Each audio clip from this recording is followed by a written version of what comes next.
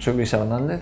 A través de este vídeo vamos a intentar explicar conceptos relacionados con el mundo de las finanzas y más concretamente con el patrimonio, la contabilidad y el análisis de balances.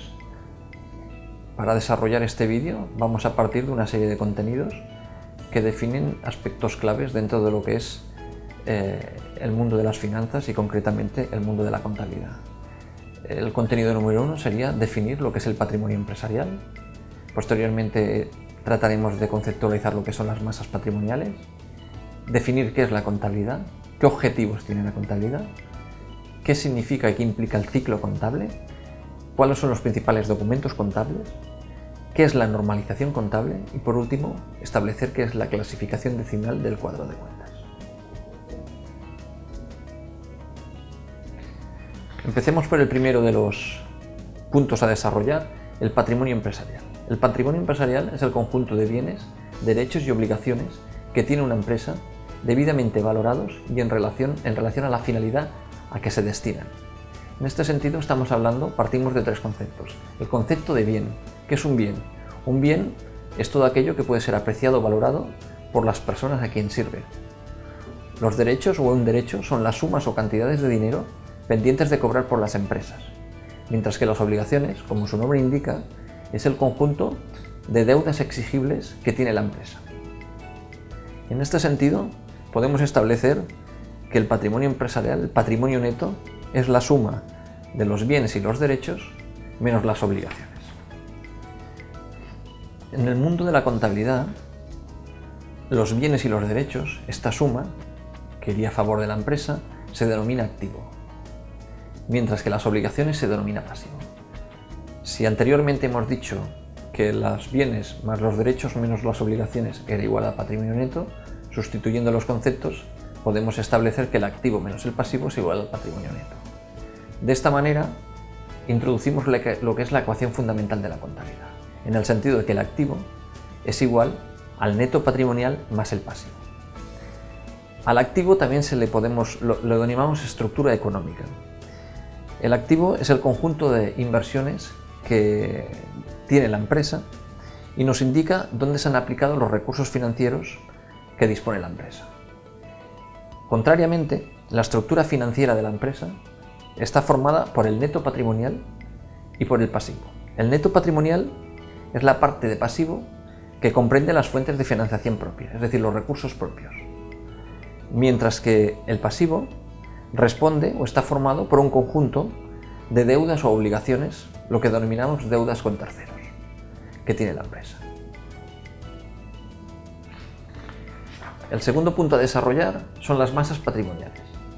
¿Qué son las masas patrimoniales? Las masas patrimoniales, los derechos, los bienes, las obligaciones, es decir, el conjunto de elementos patrimoniales, se clasifican en grupos o masas patrimoniales que aglutinan elementos que son homogéneos, según un doble criterio. Los elementos de activo se agrupan y se ordenan según su grado, su mayor o menor disponibilidad, es decir, la facilidad de convertir los activos en medios líquidos. Mientras que el pasivo se ordenan según su mayor o menor exigibilidad, es decir, el momento de pago de la obligación. Dentro del activo podemos diferenciar dos grandes bloques. En el primer bloque estamos hablando del activo no corriente y el segundo bloque del activo corriente. En contabilidad, no corriente significa fijo, significa que perduran en la empresa más de un año, mientras que el corriente significa circulante, es decir, que su rotación se produce a lo largo del año y estos elementos no suelen estar dentro de la empresa más de un ejercicio económico. En la parte del patrimonio neto y del pasivo, pues estamos más o menos en la misma situación. Lo primero que hemos de tener en cuenta es el patrimonio neto, que son los recursos propios de la empresa, y por último el pasivo, que se divide en pasivo no corriente, es decir, aquellas deudas que nosotros intentamos o tenemos la obligación de devolver en un periodo superior al ejercicio económico, o el pasivo corriente, que son aquellas deudas que nosotros tenemos que hacer frente en un periodo inferior al ejercicio económico.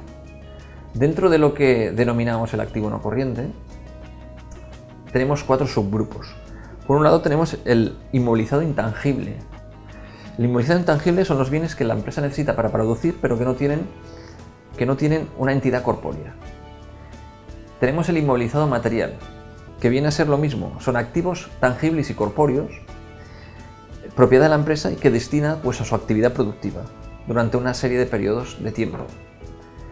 Las inversiones financieras a largo término o largo plazo son inversiones en activos financieros a largo plazo. Podemos estar hablando de obligaciones, de bonos, de deuda pública, etc. O en participaciones en capital. Estamos hablando de acciones, siempre y cuando la intención de la empresa sea mantenerlas en cartera durante un largo periodo de tiempo.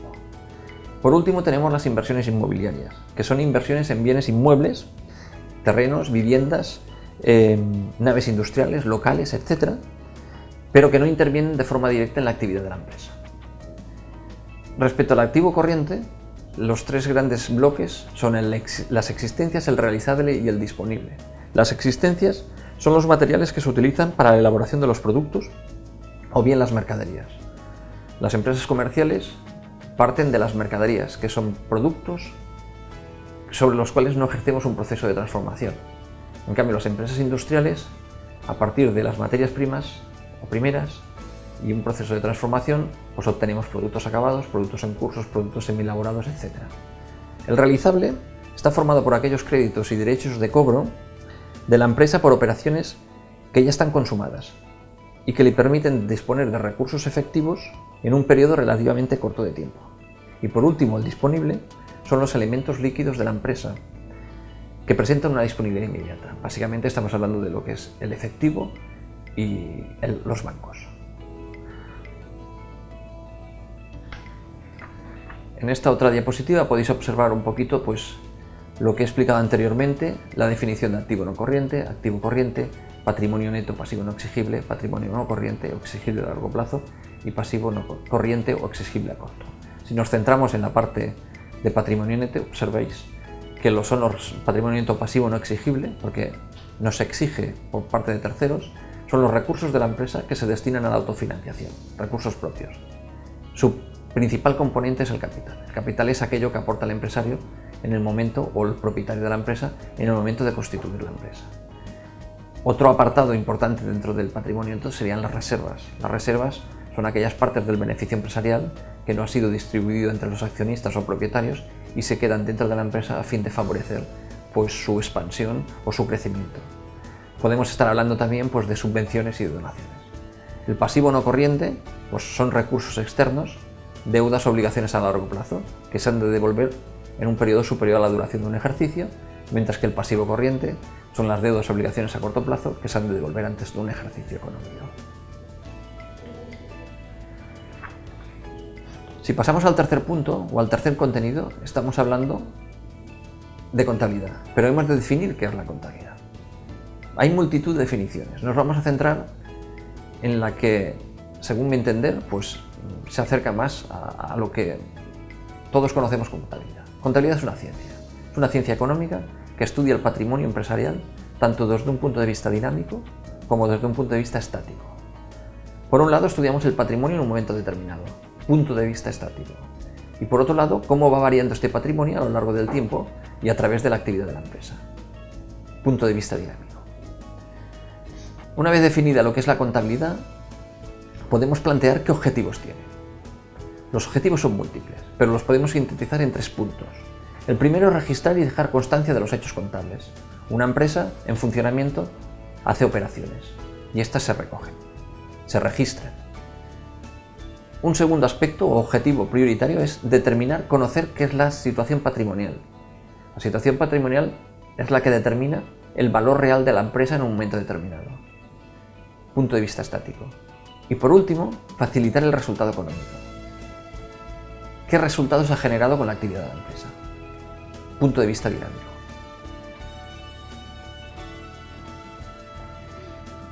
El aspecto número 5, vamos a hablar del ciclo contable. El ciclo contable representa todas las acciones que se llevan a cabo desde que se inicia la actividad o el ejercicio económico hasta que éste finaliza. Estamos hablando de ejercicio económico que normalmente pues, solemos plantearnos 1 de enero o 31 de diciembre. A veces no es coincidente, pero en la mayoría de ocasiones así es. Aquí tenéis un esquema. Siempre partiremos lo que llamamos el balance de situación inicial, donde se refleja la situación en la que se encuentra la empresa inmediatamente antes del inicio del registro de las operaciones. Es una foto estática. Una vez tenemos el balance de situación inicial determinado, abrimos dos libros. Por un lado el libro diario y por el otro el libro mayor. El libro diario es un documento donde se recogen las operaciones que va realizando la empresa, pero siempre de forma cronológica. Mientras que el libro mayor también se recogen los hechos contables, pero en este caso no en atención a la fecha donde se produce el hecho, sino en función de la cuenta que ha sido afectada. Una vez tenemos abiertos el libro diario y el libro mayor, en el libro diario el primer paso que hemos de hacer es el asiento de abertura. El asiento de abertura son asientos... Previamente me gustaría definir lo que es un asiento. Un asiento contable son las anotaciones realizadas con la finalidad de reflejar un hecho o una operación contable dentro de lo que nosotros llamamos el diario. El asiento de abertura es el primer asiento del ejercicio económico y es donde se abren las diversas cuentas que provienen del balance de situación inicial. A partir del asiento de abertura estamos hablando de los asientos de gestión. Los asientos de gestión son asientos empleados por la empresa para registrar las diferentes operaciones que va realizando la empresa a lo largo del ejercicio económico. Durante el ejercicio económico podemos ir haciendo comprobaciones y lo hacemos a través de lo que llamamos el balance de comprobación de sumas y saldos.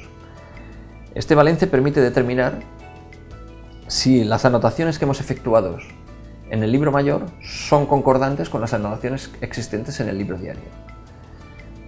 A final del ejercicio, estamos hablando ya 31 de diciembre, hemos de hacer las correcciones pertinentes. Las correcciones se basan básicamente en dos aspectos.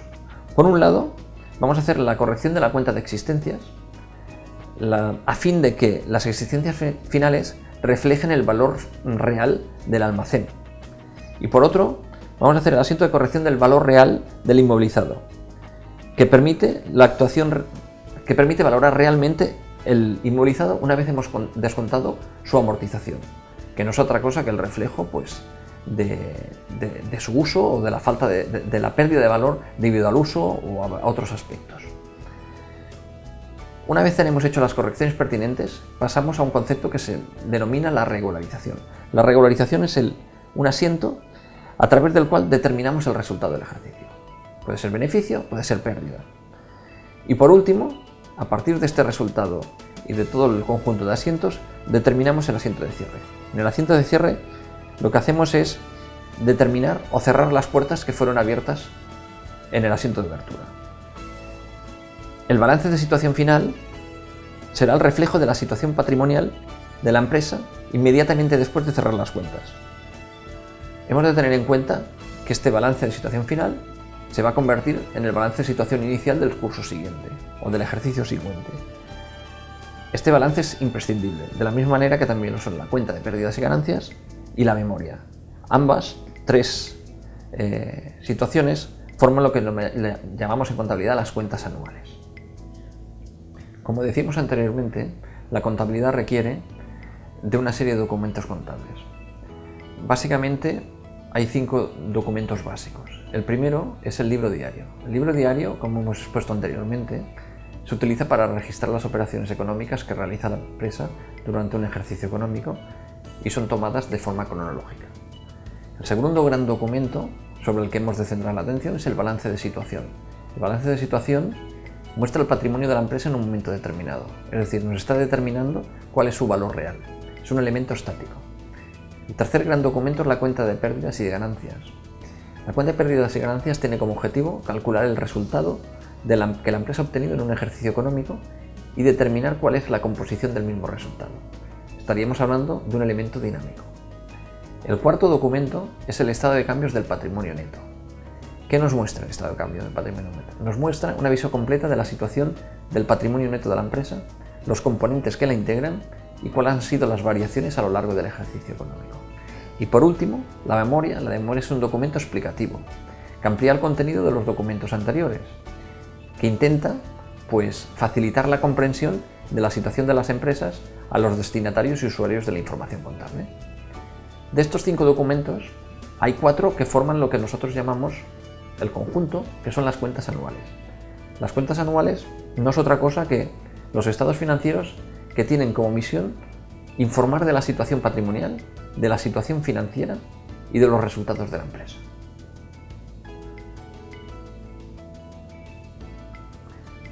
Normalización contable. Es uno de los aspectos fundamentales en contabilidad. Nos centramos en el concepto de normalización contable en el sentido de que se requiere que los diferentes procedimientos contables se apliquen de igual forma por todos los usuarios de la contabilidad, siguiendo unas normas, unos principios y directrices que están recogidos en lo que nosotros denominamos el Plan General de Contabilidad. ¿Qué es el Plan General de Contabilidad? El Plan General de Contabilidad es un texto legal que establece el procedimiento técnico de normalización contable, con lo cual se pretende conseguir que la información económica y financiera de la empresa sea fiable, es decir, que sea verdadera, pero al mismo tiempo comparable. Comparable entre diferentes empresas del mismo sector o incluso entre diferentes ejercicios económicos dentro de la misma empresa. El Plan General Contable está dividido en 5 partes. 3 de las mismas son de carácter obligatorio y 2 son de carácter voluntario. La primera parte es el marco conceptual. El marco conceptual, que es obligatorio, viene a ser el conjunto de fundamentos, de principios y conceptos básicos que inspiran todo el plan y que se erige como el instrumento que da coherencia, concordancia y unidad a todo el conjunto normativo. El segundo gran bloque, o segunda gran parte, son las normas de registro y valoración. También son obligatorias. Contienen las normas de registro y valoración de los diferentes elementos patrimoniales y de las transacciones económicas que se producen a lo largo del ejercicio económico. De las cuentas anuales, que es la tercera parte, también son obligatorias, hemos hablado anteriormente. Se recogen tanto las normas de elaboración de estas cuentas como los modelos que pueden existir dentro de lo que denominamos cuentas anuales. El cuadro de cuentas es de carácter voluntario, pero la mayoría de empresas se adecúa a lo que determina el Plan General Contable, básicamente porque actualmente el software informático desarrolla este tipo de cuadro.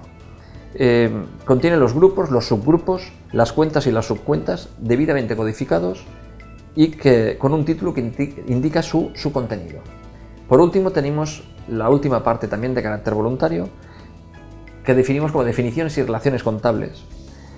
Cada uno de los grupos, de los subgrupos y cuentas que la integran son objeto de una definición y de una explicación de los movimientos de cargo y abono de cada una de las cuentas. Estas serían las 5 partes de lo que denominamos el Plan General de Contabilidad.